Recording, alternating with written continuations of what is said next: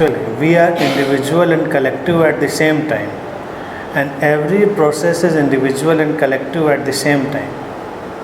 व्यक्तिगत और सामूहिक एक साथ हमेशा ही होगा, और बहुत सारी चीज़ें हो सकती हैं ज़िंदगी में। बस कलरलेस होने की जो बात मैंने कही थी, उसको यही ध्यान रखना है, गलत सही कुछ नहीं होता, ये हमारे दिमाग में भर देगा। डिप्रेस हो, गलत थोड़ा ही है, लेट इट हैपन। कौन जानता है किस मिस्ट्री से घट रहा हो। जॉन नैश का उदाहरण इसीलिए मैंने तब भी दिया था कि वो इस चीज़ का ही उदाहरण है कि स्किज़ोफ्रेनिया तक, जो मानसिक विखंडन की बीमारी होती है, स्प्लिट पर्सनैलिटी में बढ़ जाता है। इतनी गंभीर बीमारी भी किसी की ज़िंदगी में कुछ बेशकीमती चीज़, कुछ बहुत ही इनवैल्यूएबल चीज़ लेकर आ सकती। जॉन नैश जैसा इकोनॉमिस्ट, मैथमेटिशियन, उन सब चीज़ों का बाई प्रोडक्ट हो गया। एग्जिस्टेंस ने उसको मीडियम बना लिया। हम लोग किसी भी चीज़ को टैग जो करते हैं अच्छे और बुरे, सही और गलत के, उससे बचना चाहिए। डिप्रेशन है, ठीक है, डिप्रेस रहो, गलत क्या है इसमें। उदास हो, उदास रहो, किसने कहा ना रहो। बस अपना डिप्रेशन और उदासी किसी दूसरे के ऊपर ना थोपो, इसकी कोशिश करो। और कभी थोप जाए गलती से तो बहुत गिल्ट में मत जाओ, यानी कभी तुम्हारे हाथ में भी नहीं होगा, अनजाने में तुम ऐसा कर डालोगे तो बहुत गिल्ट में मत जाओ।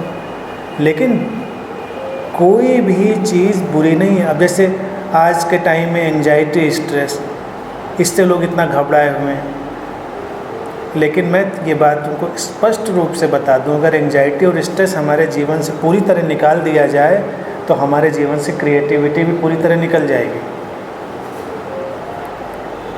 बहुत सारी क्रिएटिविटी एंजाइटी और स्ट्रेस के थ्रू भी आती है। एंजाइटी और स्ट्रेस के अपने तौर तरीके बदलते रहते हैं, उनके ढंग बदलते रहते हैं। तो इसलिए अगर कभी तनाव है, बेचैनी है, तो उससे भी बहुत परेशान होने की बात नहीं। कुछ नया हो रहा होगा, कुछ बदलाव आएगा तो तनाव और बेचैनी भी आएगी, उसका स्वागत करो। अगर कोई तनाव और बेचैनी से बच जाएगा तो हो सकता है किसी नए बदलाव से भी बच जाए।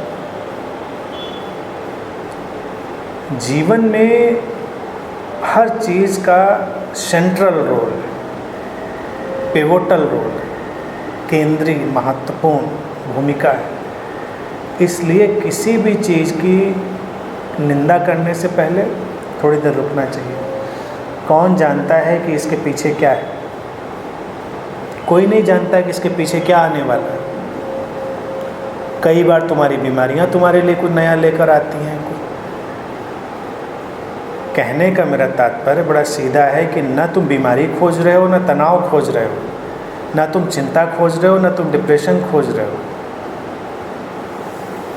लेकिन अगर वो तुम्हारे रास्ते में आ गए हैं तो आ गए। तुम अपना काम करते रहो, उनकी परवाह मत करो, और उनको अच्छे बुरे की तरह से टैग मत करो। तब उनका रियल पर्पस निकल कर आएगा।